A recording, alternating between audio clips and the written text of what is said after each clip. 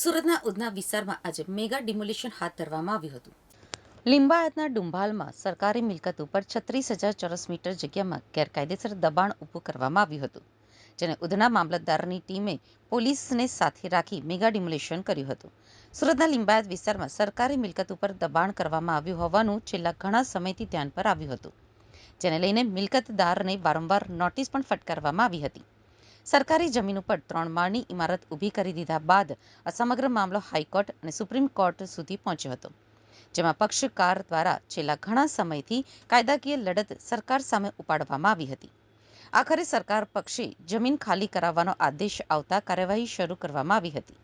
જોકે 2021માં જ આ બિલ્ડિંગ ગેરકાયદેસર રીતે ઊભી કરી દેવાનું આવ્યું હોવાનું સામે આવ્યા બાદ વારંવાર જિલ્લા કલેક્ટર દ્વારા નોટિસ પણ પાઠવવામાં આવી હતી, પરંતુ મિલકતદારે કબજો ખાલી ન કરતા આજે મોટા પાયે પોલીસ બંદોબસ્ત સાથે કાર્યવાહી કરીને સમગ્ર બિલ્ડિંગ કે જે ગેરકાયદેસર બનાવવામાં આવ્યું હતું તેને દૂર કરવામાં આવ્યું છે. સુરત ઉધના મામલતદાર AR નાયરે જણાવ્યું હતું કે છેલ્લા ઘણા સમયથી લિંબાયત વિસ્તારમાં મોજે પર્વત પાટિયા સર્વે નંબર 11 બ્લોક નંબર 36,827 ચોરસ મીટરની ULC કાયદા મુજબની સરકારી ફાજલ પડેલી જમીન ઉપર બાંધકામ કરી દેવામાં આવ્યું હતું.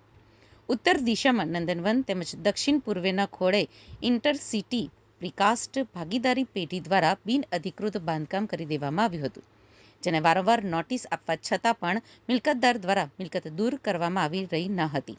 આજે આખે આખું બાંધકામ જે ગેરકાયદેસર હતું તેને દૂર કરી દેવામાં આવ્યું છે.